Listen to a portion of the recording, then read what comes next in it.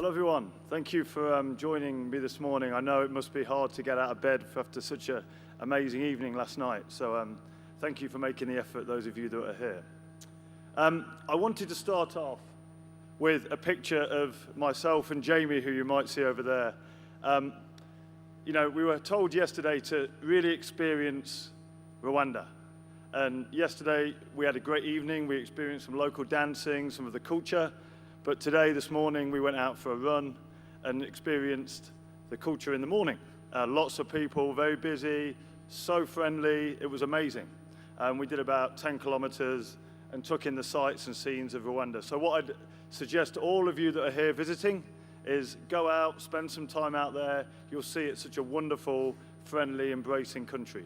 So that's my message to you. And Jamie's offered to be your tour guide for tomorrow if you need him. So that's my message for the start.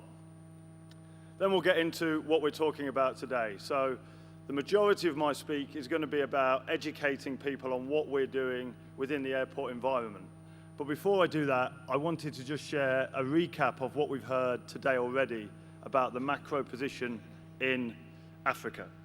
So you'll see that on the left here, international markets are driving the growth both in and out of Africa. And the risk there is that Africa doesn't benefit from all of this traffic that's being generated.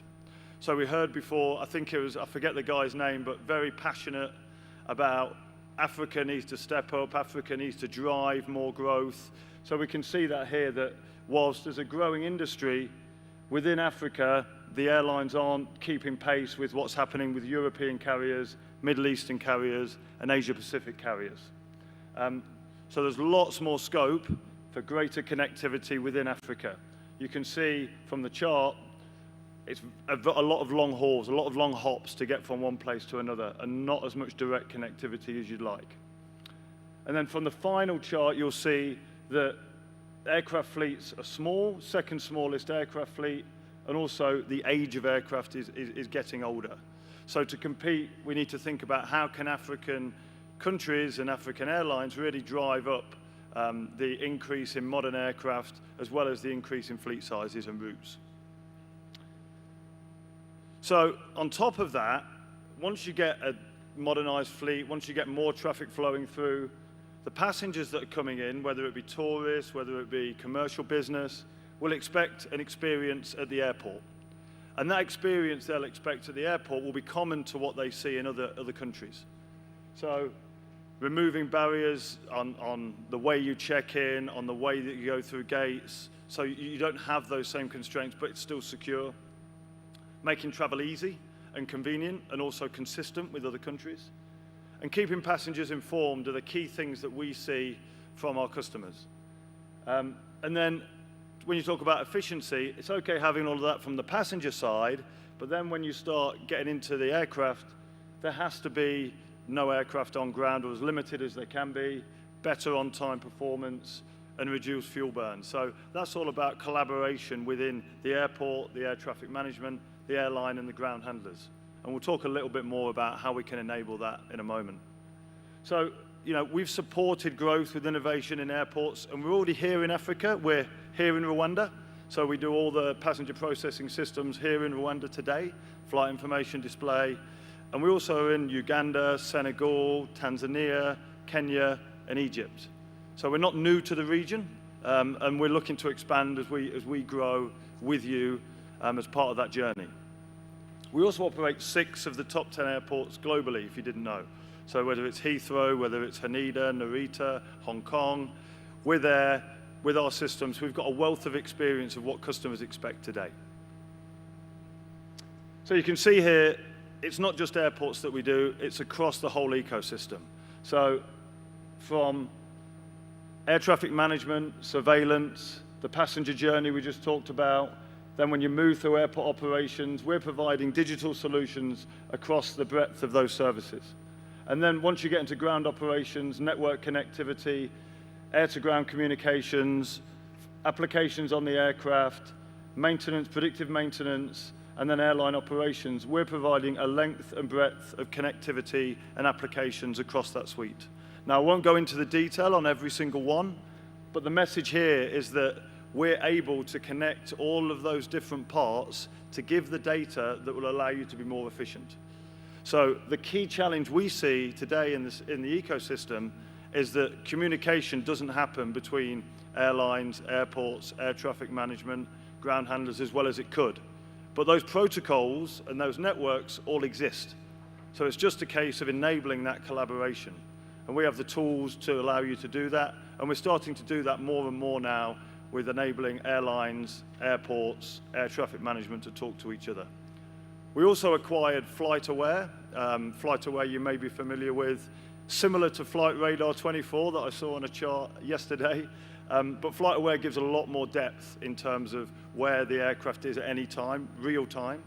But it also has the capability to give predictive analytics, using machine learning, using AI to say, with all this data that's happened in the past, this is what we know is going to happen in the future, predicting when an aircraft will actually land, which gate it needs to be assigned to, and helping with operations taking that previous data. So that's where we're going on our journey, and we hope to bring you with us as an airline, as an airport, as an air traffic management department. So what does some of these user cases look like? You can see supporting airport passenger growth is key for us. So this is making sure you've got the right infrastructure. And once you've got that infrastructure, having biometrics in place for efficient border management, having the right passenger processing systems to allow for common use across the airport, and having biometrics. And then when you talk about efficient airport operations, we're the largest data link provider today, and we can combine that information that goes to the airlines and share that with the airports as well. We also do flight tracking. We talked about FlightAware. We do predictive maintenance. We've got our first predictive maintenance customer in Africa. And then when you combine all of this data, we start helping reducing fuel burn, reducing aircraft on ground, and better improving turnaround time at the airports. So if we move through, I'm going to now touch on just some of those capabilities that enable passengers and enable airports to be more efficient. So this one is flight information display.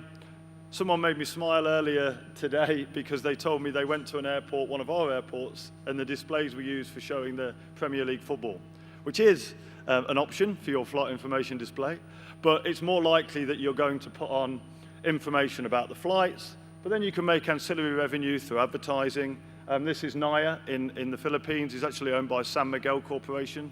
They advertise their own beverages on the flight information displays. But you can also put on wayfinding.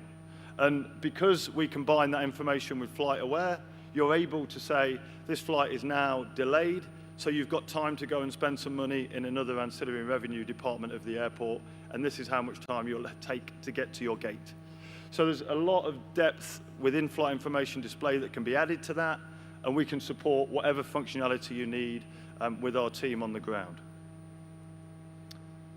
Now, when we talk about check-in, the key to check-in nowadays and the key to consumer behavior is doing things themselves. So, most of you have got one of these. It's very rare that you call Apple or you'll call Samsung. You'll just self-serve and you'll know exactly what to do on all of your applications. And consumers expect this where they go now, whether it be the supermarket, whether it be another type of functionality online. So when you get to the airport, checking in, using a kiosk, being able to weigh your bags, being able to then drop your bags without having to interact is the best way. And the good thing about these solutions is you can put them off-site as well.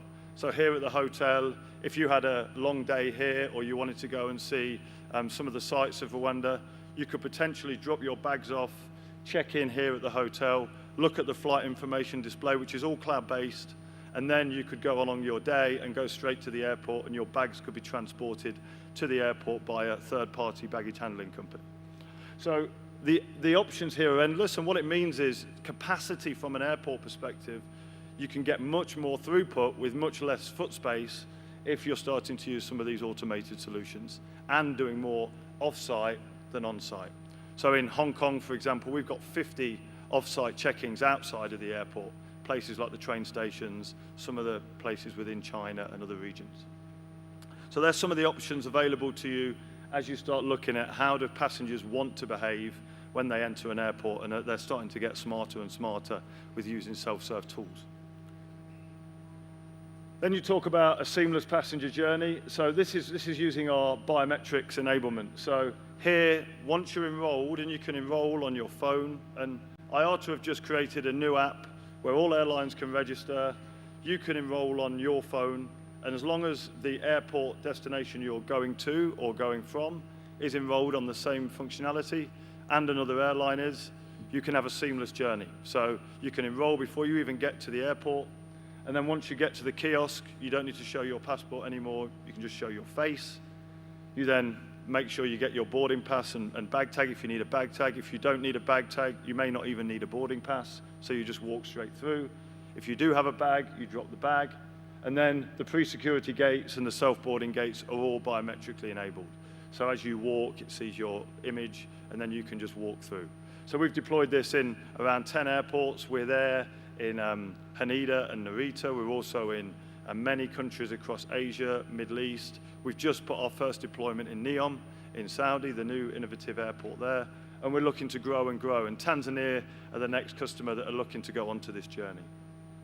So this is something that, from a passenger perspective, it increases ease of doing business, but from your perspective, it increases security and safety, because there's nothing better than someone's face to identify them rather than them looking for documents or having potentially counterfeit documents. So it's a lot more safer solution, and it's also better for you, and you need less people to manage those solutions. So then we talk about airport operational database. We call this AirPlan. It includes a resource management system. As we talked about earlier, this is the sort of heart of the resource management within the airport. So you know exactly where your passengers are.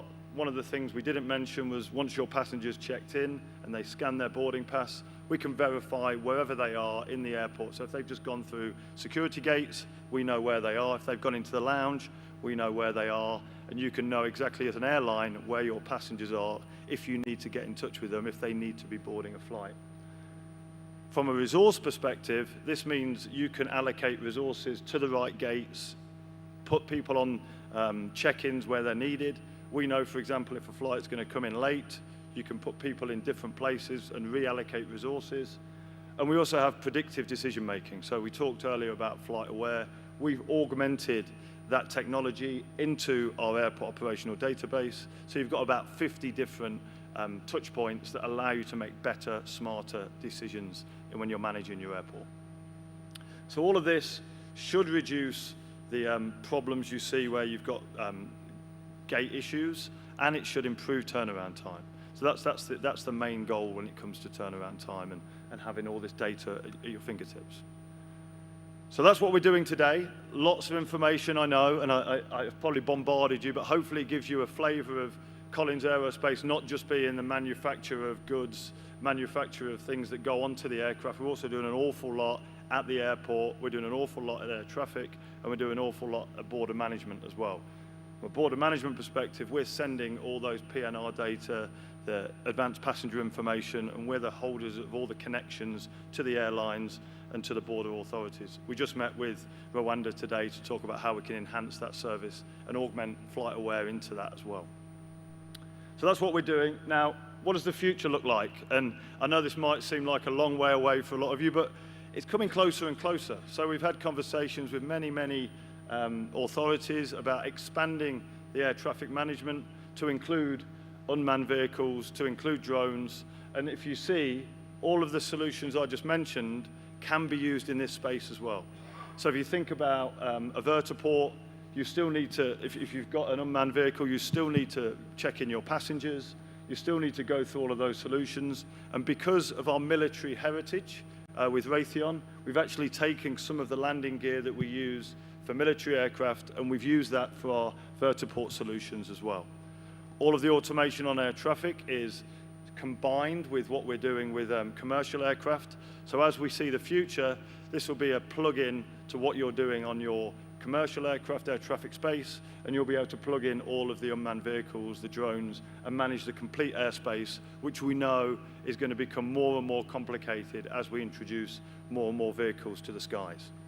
So that's a flavor into the future. I know I'm conscious that I'm running out of time, but just wanted to give you that flavor. And if you look on the bottom, the thing that Collins really pride themselves on is support. So whenever we put any service into play, we've got a cybersecurity team, so we manage all of these data sets. We make sure that all of the systems we're using are checked and confirmed and make sure that everything's penetration tested before we even go live.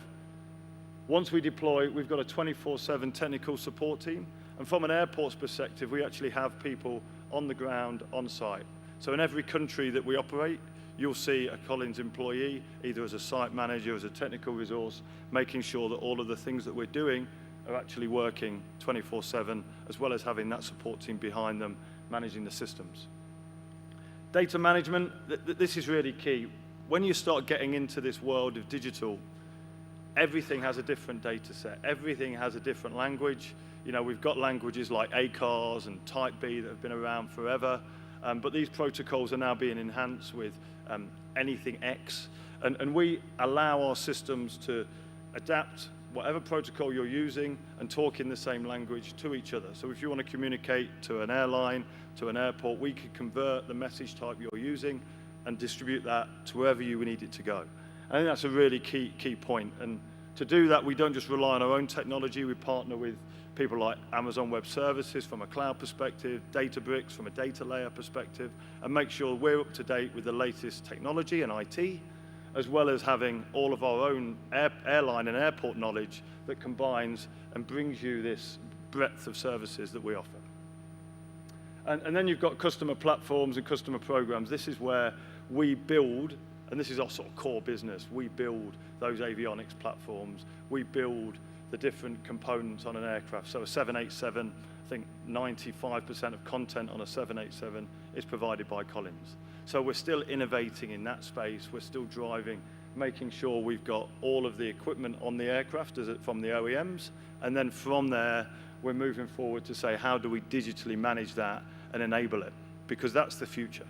You know, we know that providing equipment is a really key component, but making sure that that equipment can communicate via networks is also critical. So that's why we focus on all of those areas. That's the overall message. Thank you for spending the time and listening. And I'll go back to my first point. If you do get a chance, those who've joined, to visit Rwanda, to spend time here and to look around, it's a wonderful country. And I've done that. I've been super impressed, and just like to thank you all for the hospitality. And as we've began our journey in Africa as Collins, we look to continue and grow in other regions. So we welcome visiting you in your relative countries. Thank you.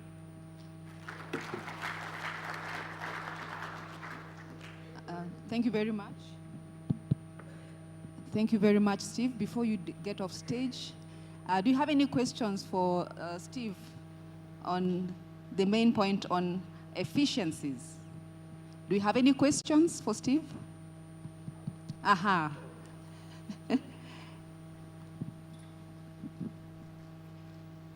Is this cheating? One of our own people asking a question. Hi, Steve. We've only just met. There was a lot of discussion yesterday around governments becoming more aligned with each other and bringing some more efficiencies there. What kind of border management solutions or capabilities do we have that can help make the communication channels between governments and more efficient and address some of those visa-related issues that were discussed yesterday? Yeah, good question. So I think there's a couple of things. One, people. So, you know, one of the services we offer is all of the passenger information, whether it be passenger name records, advanced passenger information. We connect to every single airline. So because of that, we can take all of that data and send it through in advance to the border management systems that the governments use.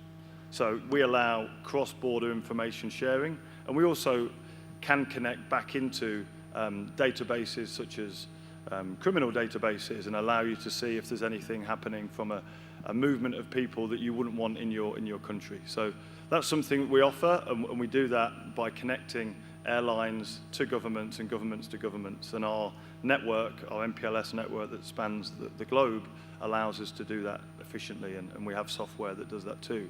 On top of that, as Jamie said, we also have cargo, so we can do exactly the same thing with cargo, because cargo is becoming even more of a security concern as we move forward. And ACI, which is advanced cargo information, is another area that we operate in, and we'd love to talk to you all about how we can help you in that space. And then because we've got Flight Aware, we augment that into this platform we call Infinity. And if someone who is supposed to be coming to the country is delayed for any reason, you can track exactly where they've got to. So you can see if they've been delayed and moved to a different airport or a different country. Thank you, Steve. Any other question? Okay, a round of applause to Steve. Thank you. One more question.